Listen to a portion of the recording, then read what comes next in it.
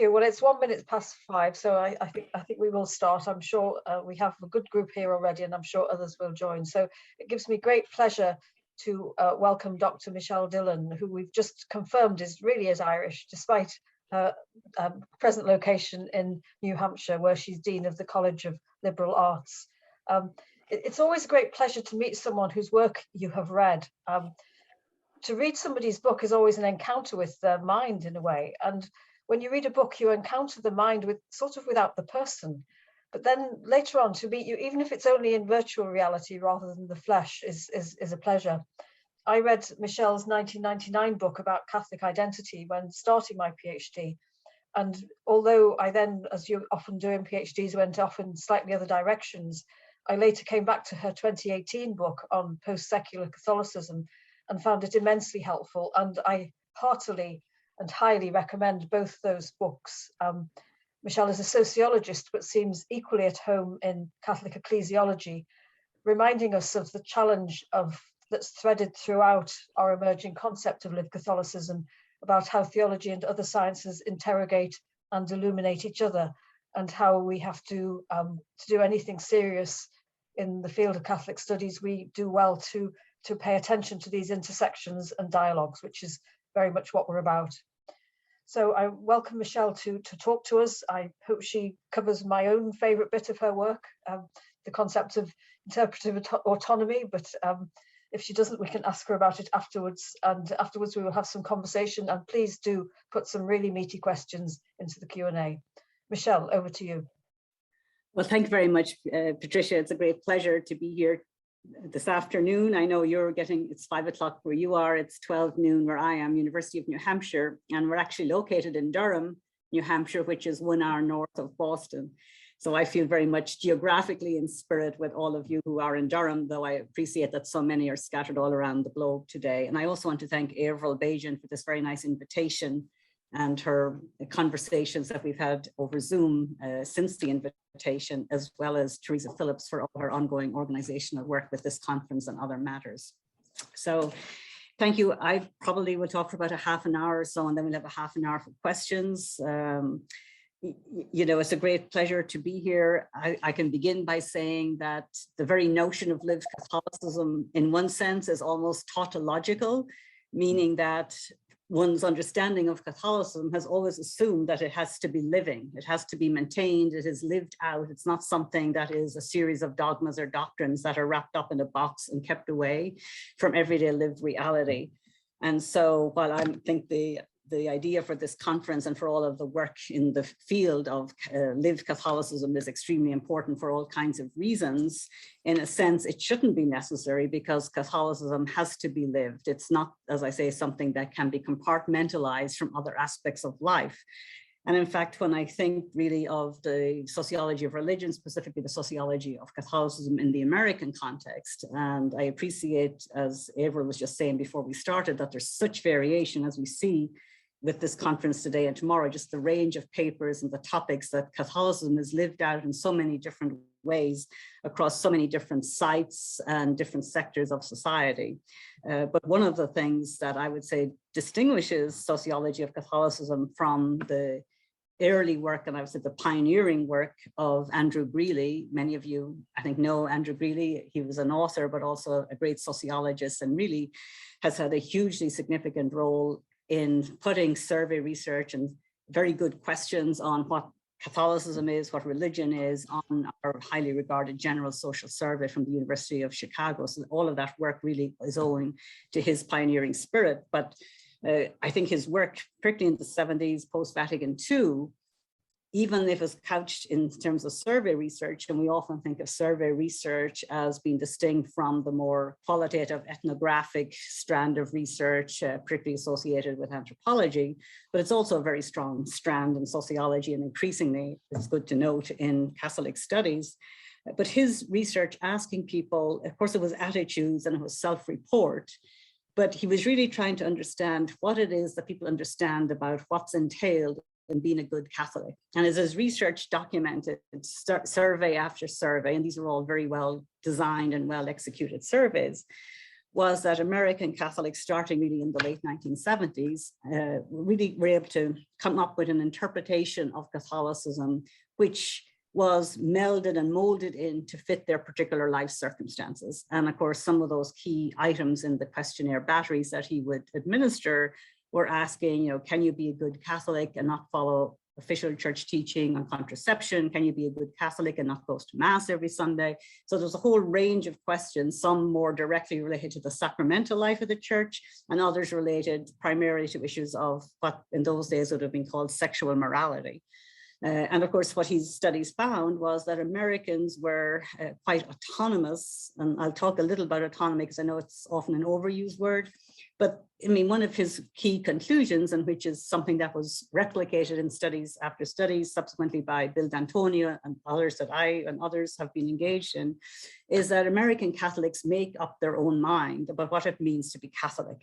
And when he said that, and when we continue to find that in study after study, it's not that American Catholics want to be independent of the church. They are the church, right? So this embrace of the Vatican II notion of the church as the people of God.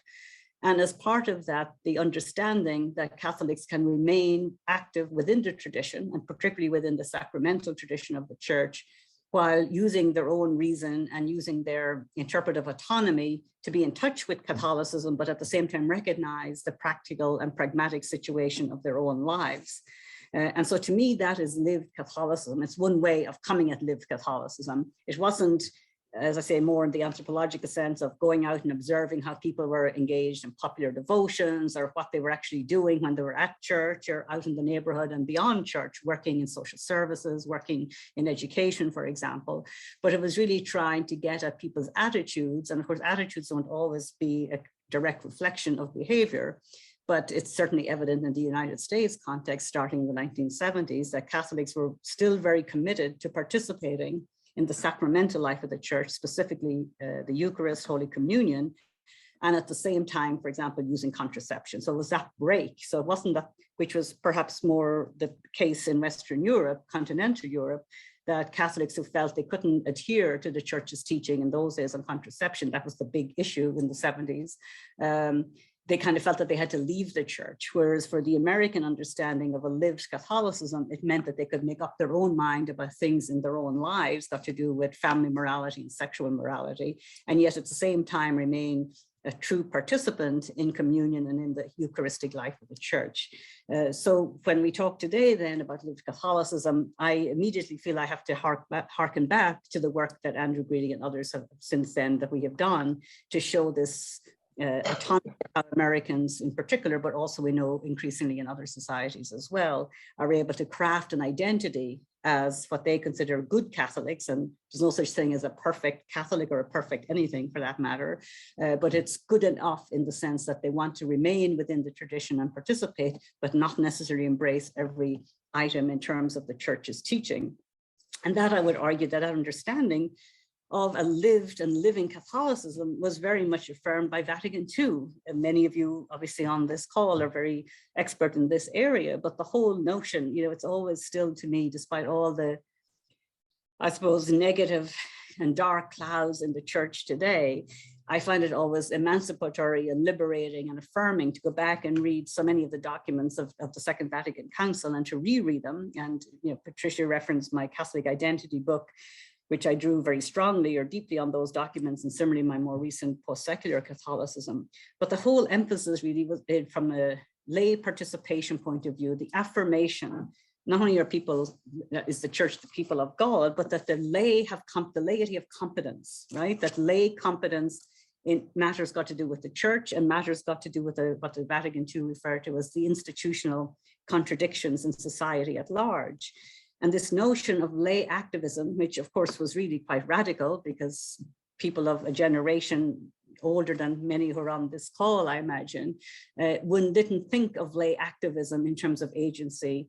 The adage used to be that you pay, pray, and obey. So there's a strong emphasis, certainly pre-Vatican II, on obedience to the church, but not on lay authority within the church and lay competence to have an opinion, to have an informed conscience on what it means to be Catholic. And so I think we shouldn't forget that so many of the strands emphasizing lay participation and lay competence were rooted in an understanding that Catholics' identity was very much immersed in the world of their everyday life, and that it cannot be, Vatican II has written beautifully about this, that identities shouldn't be fragmented or compartmentalized. The Vatican documents talk about there should be one vital synthesis, and I quote, and that there cannot be a false opposition between professional and social activities on the one part and religious life on the other. So it was very much this notion that Catholics live in the world, and that living in the world and all the experiences, whether at work, whether in their civic life, whether in their family life,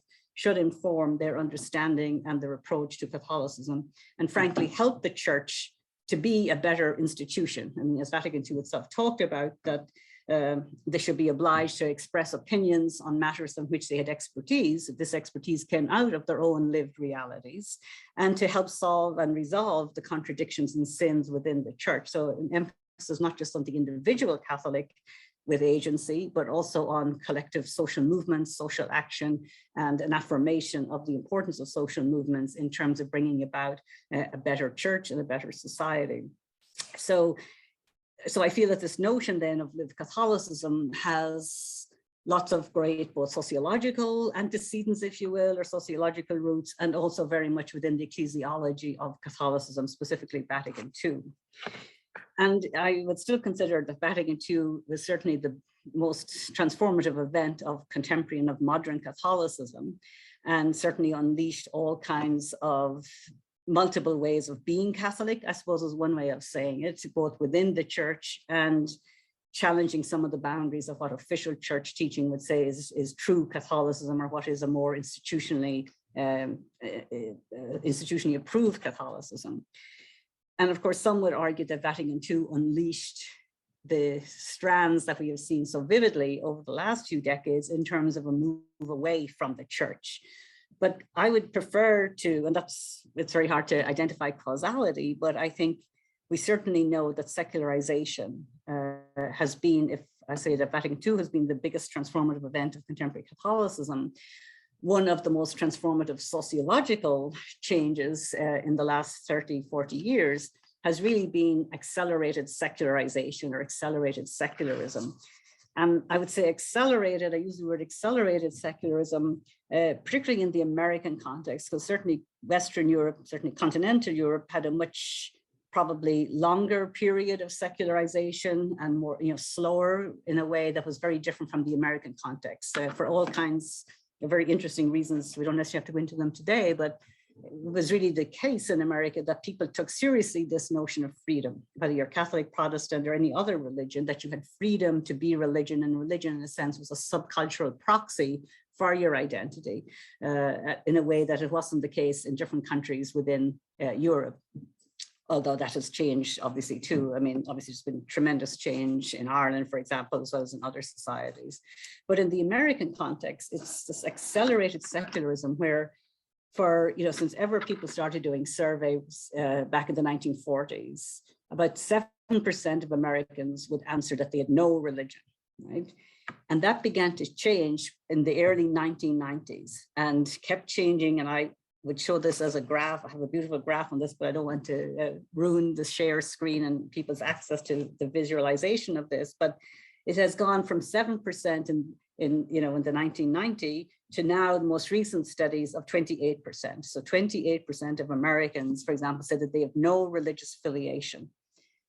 That's huge news in the American context, given that for so many decades, a lot of people felt that they had to have an affiliation or experience an affiliation, even if it meant many different things as to how it impacted their lives or how they embedded it into their identity.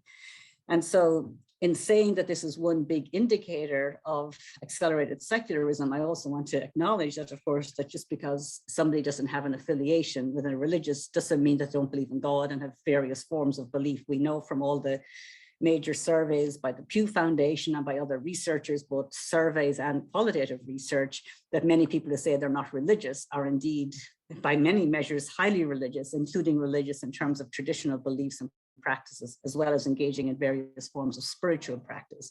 So, but nonetheless, it remains an important metric pointing to this accelerated secularism. And alongside that is looking at all of course, of the church's teachings in the area of sexuality and gender.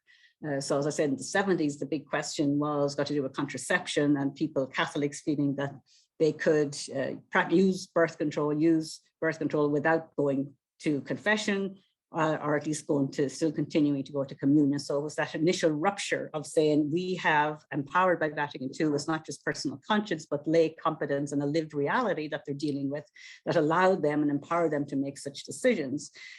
Since the 70s and right through the latter part of the 20th century and now the last 2 decades, of course, we've seen tremendous change in America and in Europe and in South America as well, in Australia, in all aspects of sexuality and gender. And I suppose one of the key metrics would be on people's attitudes towards same-sex marriage. And again, when you graph these two metrics, if you will, together, increased number of unaffiliated and also support for same-sex marriage. In the American context, it goes from 27% in support of same-sex marriage in 1996 to 67% today.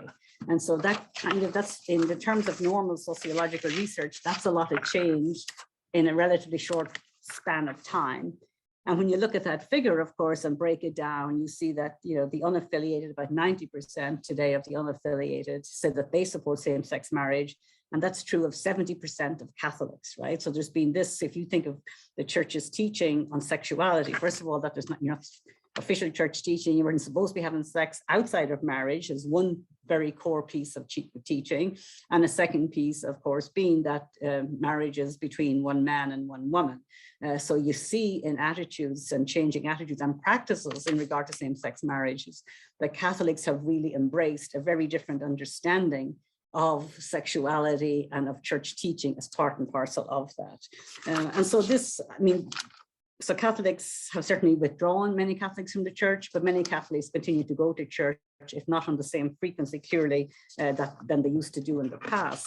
But nonetheless, I think it's fair to say, as Jürgen Habermas has acknowledged in the last, early in this part of the century, the secularization clearly is the settled reality, right? We're living, at least when we talk about North America, South America, Europe, Australia, New Zealand, that we live in a secular environment. We live in a highly secular society. But as Jürgen Habermas noted, not only is secularization the settled reality, but that religion has not disappeared, right? So the secularization thesis, which sociologists and others predicted in terms of the decline, the complete decline of religion, if not its disappearance, both in terms of personal belief, but also even more importantly, in terms of institutional or communal practice, has never actually happened. And so this notion then of the post-secular, that's sort of really where we skip into talking about the post-secular. When I first saw Habermas's discussion of post-secularity, I really wondered, do we need another term? Because sociologists and other social scientists more generally, and other theologians, have a hard enough time trying to define and explain secularization. So now we're going to abandon that and start now talking about the post-secular. But as I got more and more into Habermas's writings on the post-secular, what I really appreciated was this recognition. The post-secular is not post-Christian. I know sometimes people use this term post-Christian. It's post-secular, and he used the notion that it's moderate religion still not only has a relevance, but it has a public role. And not just for people who are religious, but in anchoring all of the public debates, which include obviously morality, which is really every debate in society. And so what's interesting to me about the notion of the post-secular is that it opens up new space for religions such as Catholicism, and for the recognition that Catholicism, as they're going back to Vatican II, is actually lived in practice, right? It's embodied in people's everyday realities at work, at home, in leisure, in their civic life. But to give it actually a new role, or at least a more accentuated role, that no one has to apologize for living out a particular kind of Catholicism, that they can draw on this Catholicism to help them make sense of the many complex debates within the church, but also from a Habermasian point of view, more broadly, and more importantly from his perspective, in terms of public life and political life. And he talks about the notion of a contrite modernity. So, which I find to be a very useful notion, because the notion of a contrite modernity recognizes that modernity has not being all that it was initially cracked up to be. So we still embrace modernity, of course, personally, and the Enlightenment values of equality and democracy and participation, but also to recognize that modernity has brought with it many of failures, whether most recently we've seen with the Glasgow summit, of course, emphasis on ecological crisis, climate change, global warming, but also huge global inequality. Economically speaking, we saw a lot of that, at least for the last 22 decades, particularly with the initial crash back in 07, 08. And now, of course, with COVID, we've seen this further exacerbated, the amazing extremes in access to economic resources. Social exclusion, whether it's social exclusion of migrants and refugees, or whether it's social exclusion in people's own local environments where stereotyping and prejudice still continues. Cultural polarization, and certainly in the US, political polarization, but we also saw that, I think, in Britain with the whole Brexit debate and its ongoing implications. So modernity, despite giving us the gift of reason and democratic participation, has brought with it lots of problems. And so he asked, Habermas asked, can religion, can what he calls moderate religion, and that of course is itself, a complicated terminology to use, which we'll just put aside for the moment, but the recognition that religion can bring points to bear, some anchors to bear into moral debates about climate change, economic inequality, what's required of all of us in a democracy, whether we're religious or not. And so now Habermas has many, I would say, blind spots when it comes to understanding religion as it's lived. He's very much a rational perspective, as he's always had in terms of communicative action and all of that. And he tends to talk about religious identities as if they're separate from secular identities, which is something obviously I would reject, and which I think many here on this call would reject, because going back, as Vatican II acknowledged, religious and secular identities are intersecting realities. They're not compartmentalized. And so this notion of post-secularity, what is also exciting about it to me in terms of lived religion is that it coincided with the emergence, if I dare say, of a contrite church. Everyone always has to, how do you measure that? But I would say that, one of the markers that I would use is Pope Benedict's formal apology back in 2010 for the church's sex abuse scandals. At that time, in a very public and I think sincerely spoken statement, he admitted serious mistakes, grave errors of judgment, and failures of leadership on the part of bishops. So using that language for any pope is pretty phenomenal. And that was, of course, in the context of sex abuse.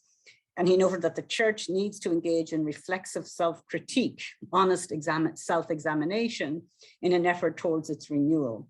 And so I do feel that Benedict's papacy, even though it sometimes gets short shrift, has to be acknowledged for all kinds of important reasons in terms of, I think it was a very impactful papacy. And I think that notion, if we're going to talk about a contrite church, he at least tried to acknowledge this, if you like, the sins of the church, the sins of the leadership. Yes, I know in a statement to the Catholics of Ireland, he blamed secularization, but nonetheless, that has to also be seen in the context of him recognizing that the bishops themselves, church leaders, really failed in their role as leaders. And of course, Benedict, soon after that speech in 2010, he resigned, as obviously everyone here knows, in 2013, and Pope Francis was elected in March 2013. In terms of a lived Catholicism, one of the most refreshing things that can be quoted always, and again, it's something that I go back to time and again, is Pope Francis's first interview in American Magazine, which was really quite a phenomenal interview. And quote, the words which certainly are expression of the lived reality of Catholicism, quote, God is in history and in its processes. God is certainly in the past because we can see his footprints, and God is also in the future as a promise, but the concrete God, so to speak, is today.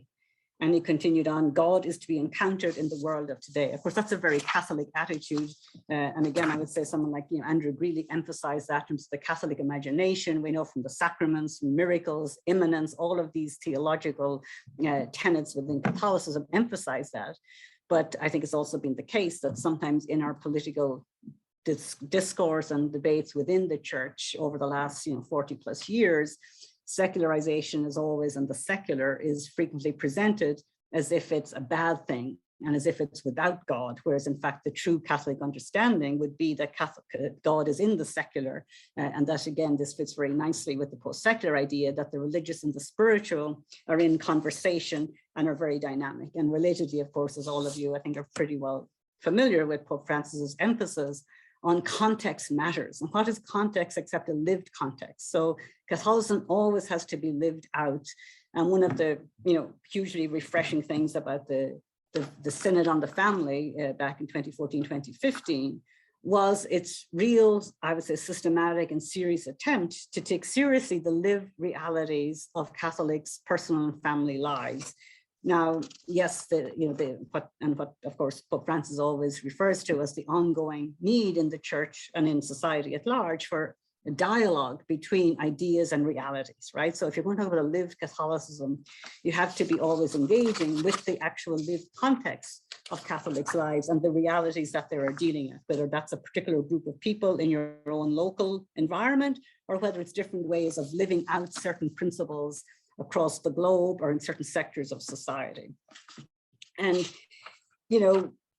certainly, we see Francis as very much emphasizing, I would say, by everything he does and his statements, but also his approach, very much a post-secular openness, wanting to have a diversity of opinion, not always using magisterial authority to settle disputes, but to let them, in some cases, maybe fester longer than maybe they need to.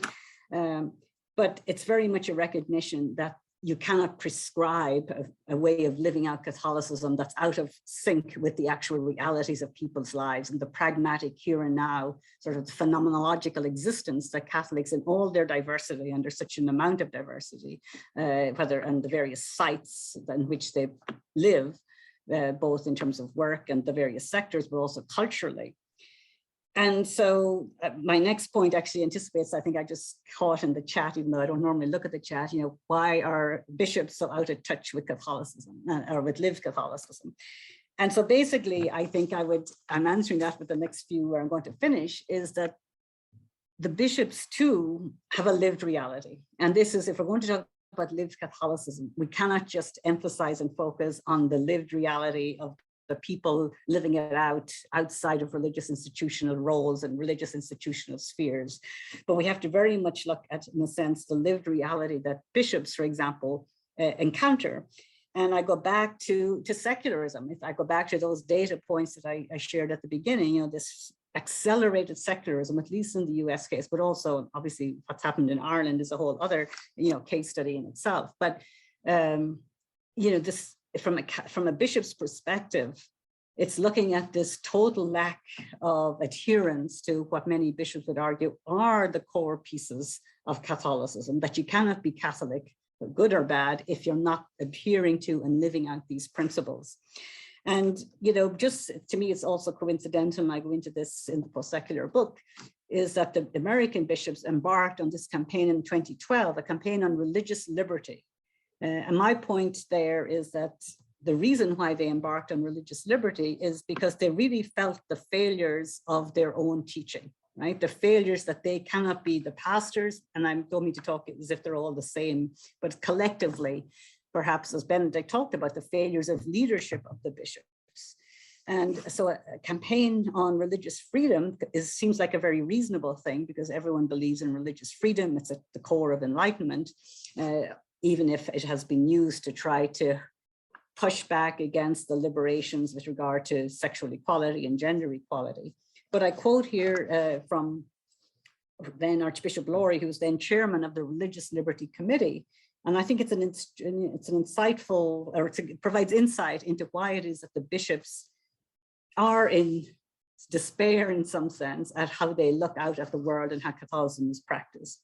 Quote, as fewer people practice the faith, the culture becomes more secular. And as the culture becomes more secular, still fewer people are inclined to practice their faith, right? So it's a spiraling of secularism. Some they say have walked away in protest, but many, Archbishop Lori says, have just faded away without a real understanding of what the church actually teaches and why.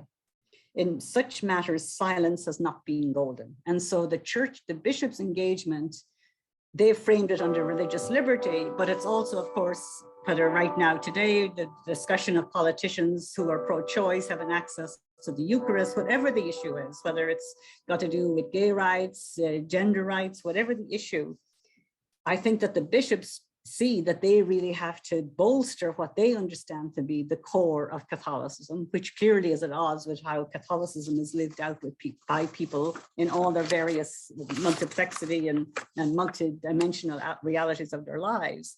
And in fact, in the bishop's own defense, they say, you know, a Catholic, quote, cannot in good conscience profess belief in the church on Sunday, and then during the week promote business practices or medical procedures contrary to those beliefs.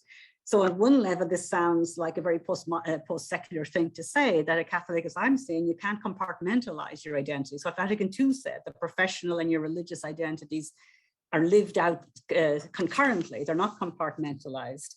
Even, of course, as the bishops clearly are very selective in how they use religious freedom, and I'm not going to go into that necessarily, you know, they rightly criticize a narrow secularistic view of religion, and yet at the same time, as a public church, they struggle, and certainly to some extent fail, to engage in dialogue with increasingly secularized Catholics and other Americans. And of course, we're seeing this playing out just this week here in the US, the Conference of Catholic Bishops are meeting.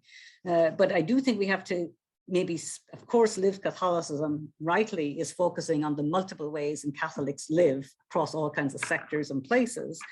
But it also has to pay attention, I think, to the lived experiences of bishops, their immersion, whether it's in, you know, clerical power and that culture that mediates their understanding of other lived realities, the inability to grasp why it is that different people behave as they do, why it is that gays want to have their marriages blessed, why it is that women want to be priests, whatever the set of issues that we're talking about.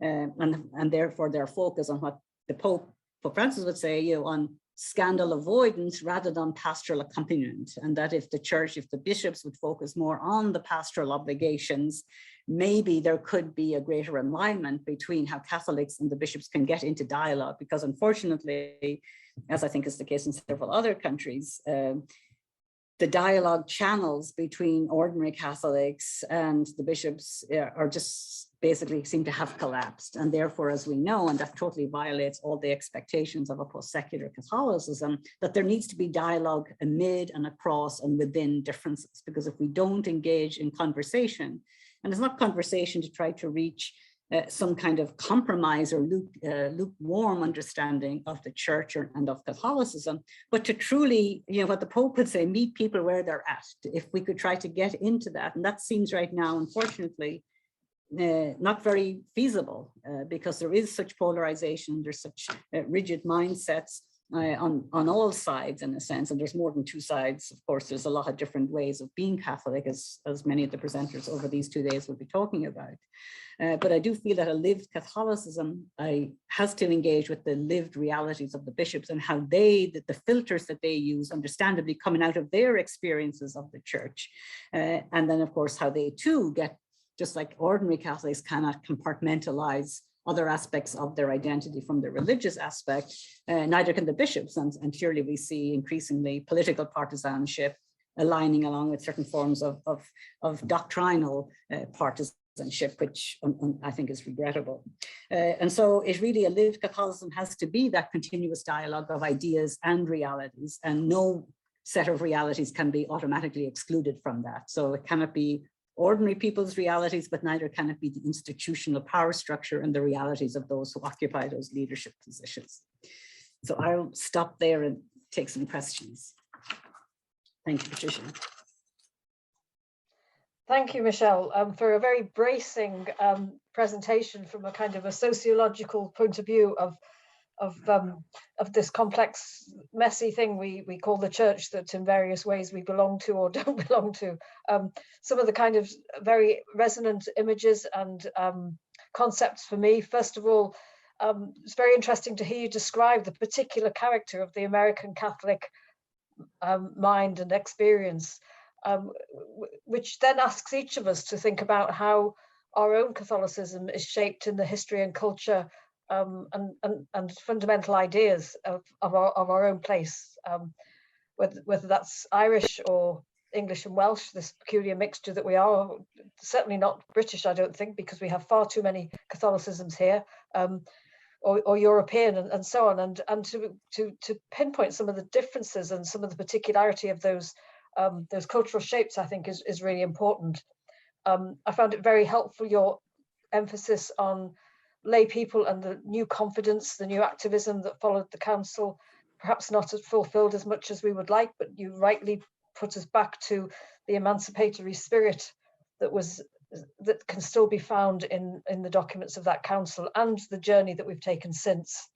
And then this very rich concept of post-secularity, which helps us to frame a lot of what's going on at the moment, helps us to have some kind of tempered optimism about still having something to say and to do in the public square, which has been so questioned in the last decade or two.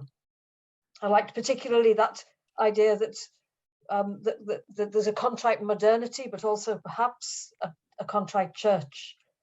And in framing that contrite church, I think we have to be part of it. It's not just about, again, it's not just about the bishops being contrite, it's about all the ways that we all have. In my own Durham research, we often talk about the bystander issue, the things that we allow to happen in the church and don't speak out about and collude with. And so that contrite church has to involve all of us.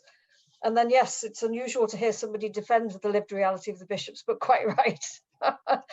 It's so much easier for us to lob so many things at bishops that to make them the kind of scapegoats for all that we would like to see changed. And that in itself is a failure of synodality if we're trying to grow in that direction.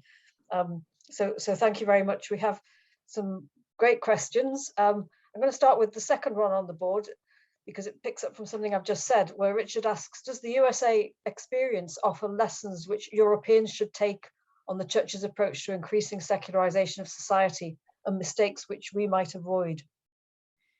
Well, thank you. And thank you, Patricia. And thanks for the question. Well, I do think American Catholicism is very different from anything I had seen anywhere else. And I think Americans have had this attitude of empowerment. I mean, just religion in general. I mean, democracy with a capital D and with a small d, I think going back to the American Revolution, and Nathan Hatch and others historians have written very nicely about this in the Protestant context primarily, but it is this notion that it's the people's church. Now, of course, for Catholics, Vatican II really clarified that and celebrated that. But even if you look at the history of religion in America, and if you look in particularly of Protestantism and all the, over 100 denominations that were spawned from Protestantism. So there is this notion that if I disagree with something, I'm going to go and found my own church. That clearly is not a Catholic position, I would argue, right, theologically or sociologically.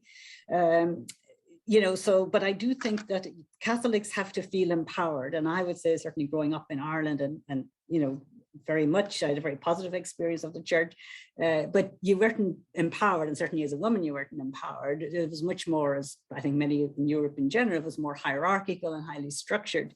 And yes, there's clericalism certainly in the American church, but not in the same so embedded way as I think the Europeans have experienced, and I know, as you said, there's a huge amount of diversity of Catholicism in Europe too.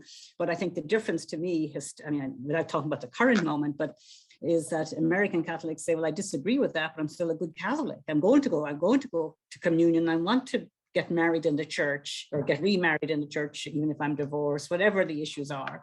Whereas I think what the Europeans maybe have done, including I was saying in recent decades, the Irish, is they walked away. And that's fine. It's a free choice that people can make, but it's sort of yielding possession of the tradition to the clerical elite, rather than to truly taking seriously what it means to be Catholic, which really to believe the emancipatory messages very clearly conveyed by Vatican II. And do you think there's a chance that they will come back in Ireland, for example? Well, I haven't been in Ireland now for a couple of years, and it's stunning to me, really, that, again, if you talk about accelerated secularism here, certainly the shift in terms of gay rights and abortion, which were things that in the 1980s I had written about. We would say that, of course, when you move away, you can always come back, right? We know that about any trend. So if you look at trend lines and you see them decreasing, you can always say, well, they don't have to keep decreasing. But the challenge is religious socialization. How do you get people back? And of course, there's a lot of reason and rationality in religion, and certainly in Catholicism, the emphasis on faith and reason and people using their mind. But I think the habits of being Catholic, the Catholic habitus. So there I would go to Pierre Bourdieu and talk about the sounds and smells and feelings and ways of being Catholic. And the more you're immersed in those ways and habits as a young person, it's easier to embrace them. Even if you come away from them for a while, I think it's easier to go back to them. Now, of course, people convert to all kinds of different religions without being brought up in those religions, and that's very important to acknowledge that. But I think when we look at today at the huge drift away from participation really in the institutional life of the church, even as people would privately pray and do all kinds of other things. I think that's really that generation of the impact of that. Is a strong ripple effect of that. And I know right now in Ireland, and just like here in in Britain and in Europe, the current synodal process of trying to be church, that offers some hope as long as people participate. But I don't know that people don't look and say, oh, well, it's nothing good is going to come out of it. That will still, default to the sort of the clericalism and the leadership rather than people, the Catholics themselves, taking ownership. So it have to always be in decline, but there needs to be new ways of bringing people into church and celebrating the realities of what it means for God to be in the secular, even as you still want to embrace aspects of Catholic sacramental and other aspects of his teaching. Thank you. And that leads into a question from Peter, where he's bringing up the issue of the sensus fidelium. He says, do you think that there is sensus fidelium outside the Catholic Church? Isn't the Holy Spirit in operation outside of the church as well as inside it? I think you've already spoken about that. Can we not learn from secular society as well as teaching it? Don't we need to work with it? For example, the climate change movement and Laudato Si, human sexuality, transgender issues, etc. Yes, I mean, those are all kind of questions that you've kind of addressed a bit. Do you want to expand any further, particularly in this area of the sensus fidelium outside of the Catholic Church? Is quite an interesting one. Yes, no, I think that's a very interesting question, and I would say yes to all of that. As we know, as all, or at least anyone who's brought up Catholic knows, the Holy Spirit is everywhere and works in mysterious ways. And somebody commented the bells here in this very secular university chime. So that's, of course they have religious resonance. I think there has to be this conversation. This is where I go back to the notion of the post-secular, because secular reality is not all that it's cracked up to be either, right? This is the point about the contract modernity, that the secular world has failed, and in many ways, even though it's a wonderful world, right? The life in many ways, the world we're living in. But I think it's the recognition that just because, I think being contrite is a good thing, not to be mea culpa, but to actually step back and say, well, what can I do to make things better? Whether it's with climate change or political activism in your own locality, or with regard to the church. And that's where I think, whether you're religious or secular, Catholic or secular, absolutely there are lessons to be learned. But at the same time, the issue where I think maybe the Holy Spirit can be perhaps a little more functional, if I may use that term, within the church is in terms of the Catholic understanding of solidarity. It's a word I haven't actually mentioned, and we're right to celebrate the particularities, right? Because Catholicism, lived Catholicism, has many, many diverse particular realities, no matter where you look, at individuals, locally, communally, whichever way. But the question that looms then, of course, is how do you craft a solidarity amid all the particularities, right? And the Catholic Church, we believe in a universal church that all of us, or not all, anyone who's brought up Catholic or continues to be Catholic or is converted to Catholic, have a universal identity, whether you're in America, whether you're in Durham, England, or whether you're in Ghana, right? And that's a huge promise of being Catholic, which is different from the secular world. And unfortunately, we're seeing, despite democracy, global democracy has definitely expanded and democratic citizenship rights have expanded, but often what's lacking still in many societies is a solidarity of common good. And so that's maybe something that Catholics, if they've got better at practicing a solidarity or finding solidarity and the difference, could share with the secular society more generally. But I think freedom is a good thing, but it depends on which you think of it in terms of a secular value. But it's when does the freedom of the individual infringe on the solidarity of the common whole? And that's a question, I think, that's hard to address, but it's something that we need to be mindful of. And it's puzzling, isn't it? Because there is so much that the ordinary members of the church are engaged in doing in society, which speaks of solidarity, whether it's humanitarian work, Catholic charities, working with refugees and people who are asylum seekers throughout the pandemic here, food banks, not just Catholics, people of all different faiths, but Catholics were well represented.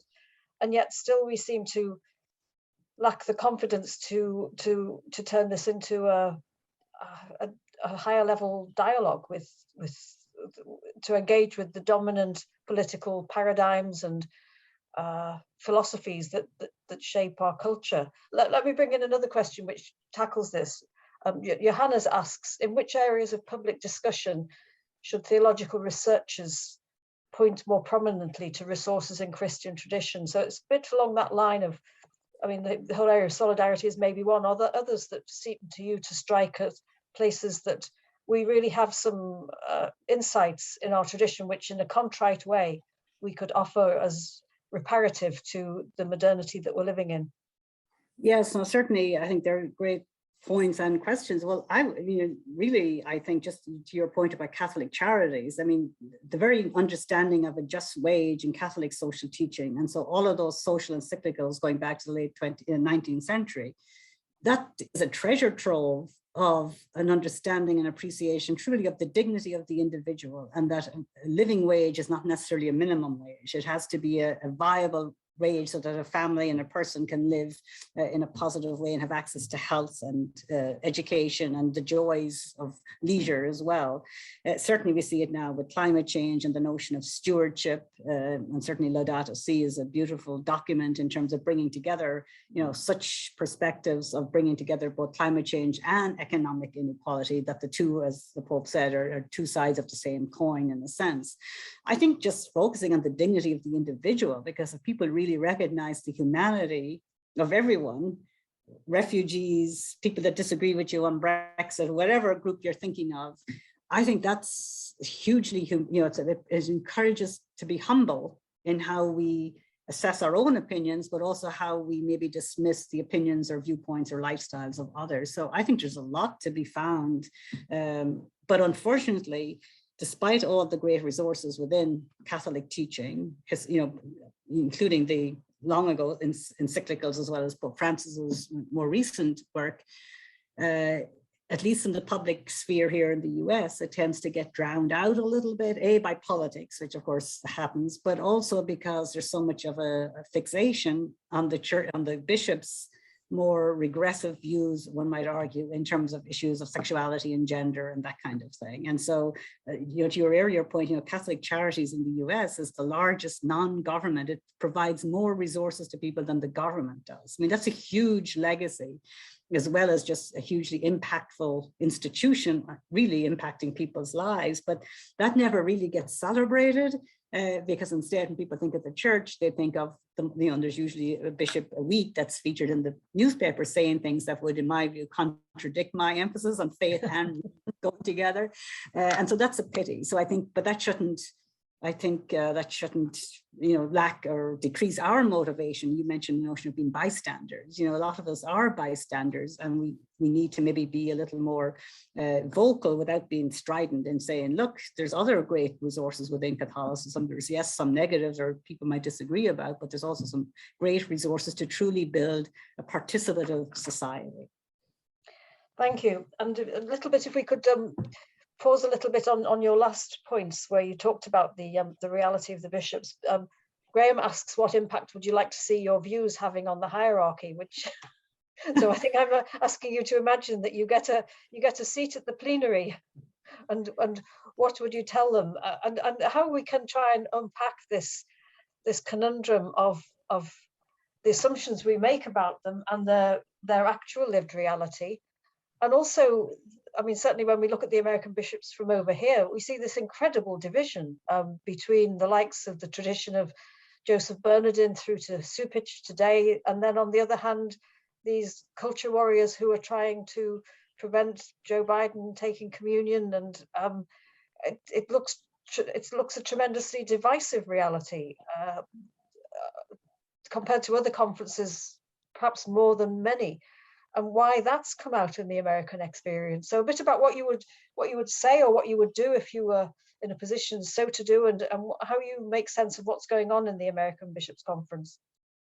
Thanks, Patricia. Well, I mean, I do think there's always going to be divisions within any communal group, right? And for a long time, certainly the American bishops presumably disagreed about different things, but they kept it within their own bishops' conference. And really, I think the escalation and the public visibility of the conflict has really coincided, I think, with President Obama's, it was really 2012, what propelled the Bishops' Religious Freedom Campaign, which was in a sense a response to President Obama's healthcare changes.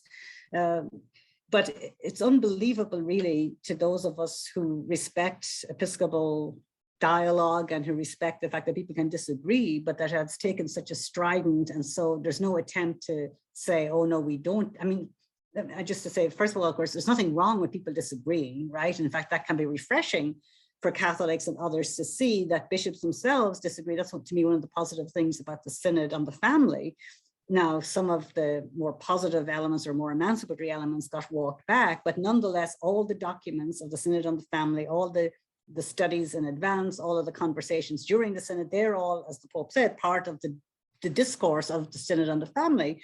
And it's just, to me, empowering that people, wherever they are, can read those documents or listen in at the time and recognize, well, that some bishops think that it's fine to, to bless a gay marriage or a gay union, same-sex union. Others disagree, but the fact that even one or two believe that shows that there's a lot more points of interpretive autonomy, if you will, within how we make sense of what it means to be Catholic, and the same for all the other issues that are contested in the church. So I think we don't always have to be hiding disagreement, because showing this sort of disagreement, it's itself empowering, because you, depending on who you are or where you are, you can say, oh, well, that now gives me some legitimacy for what it is that I want to do or how I understand Catholicism. I think, so Michelle, I think that's an frozen. important thing. Oops, I'm frozen.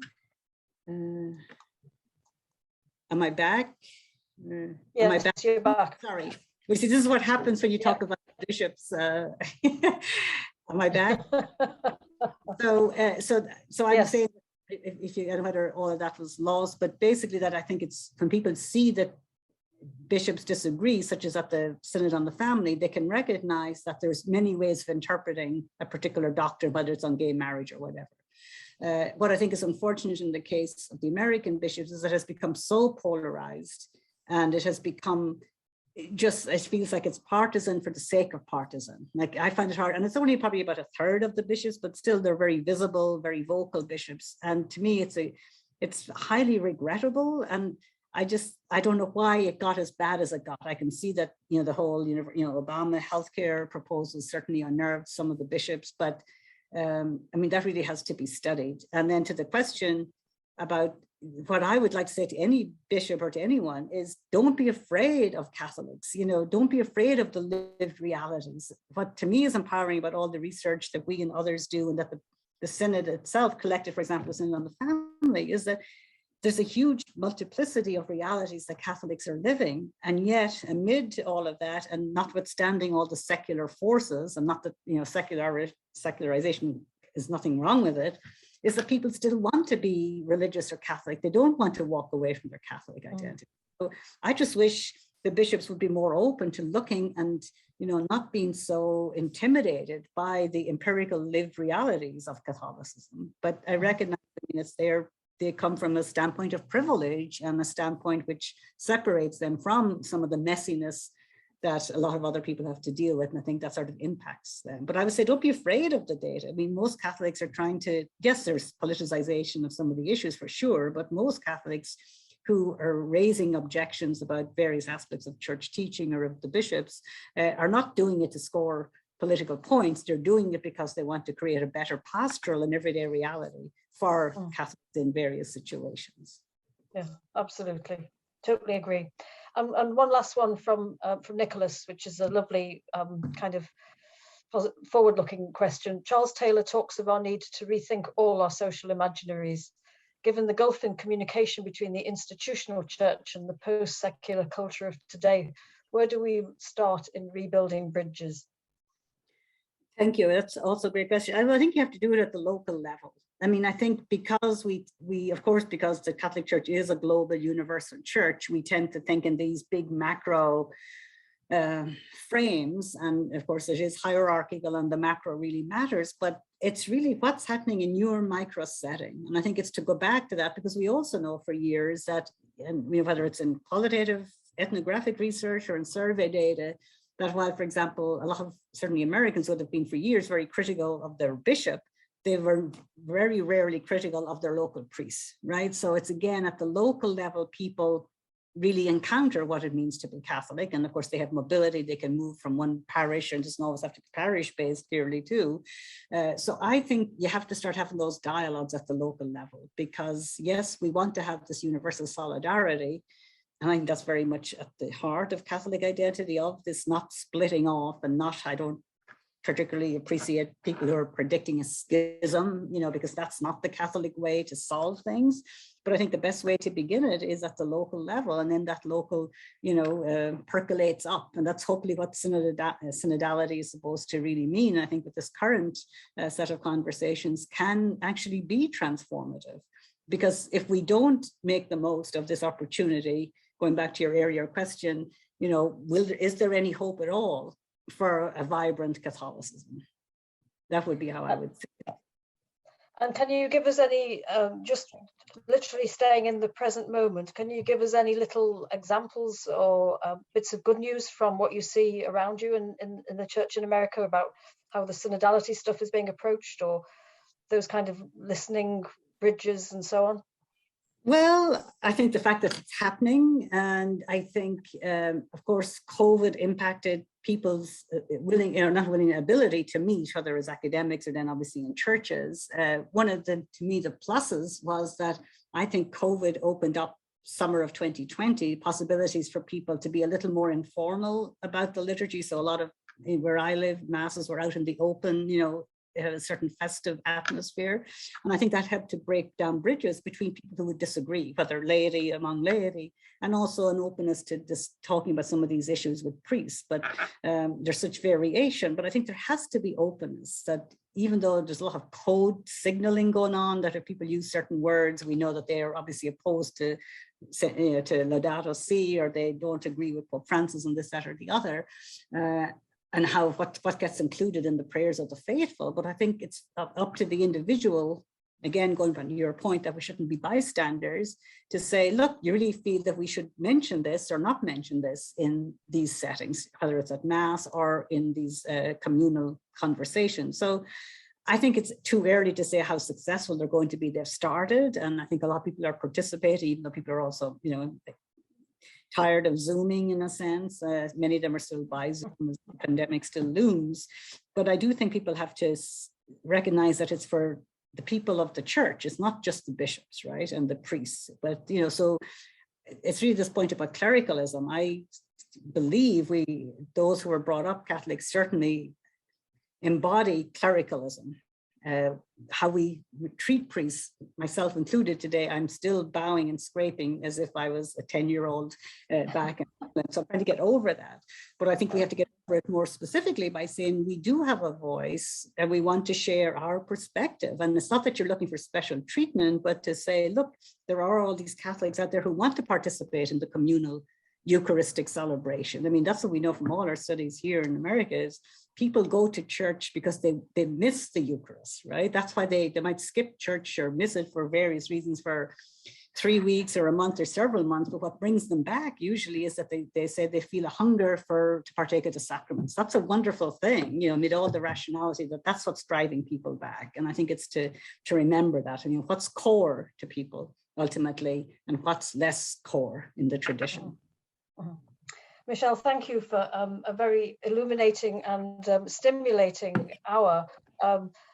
It's just so valuable to hear that combination of a sociological outlook and expertise and tradition, but also informed by that sensitivity to Catholic tradition that comes from being an insider. We all grapple with this insider-outsider duality, and yet it produces very fruitful perspectives when they're brought together as you have done. So we're immensely grateful and delighted that you could join us today. I think we're finishing now, and Avril's going to tell us how long we've got for our supper.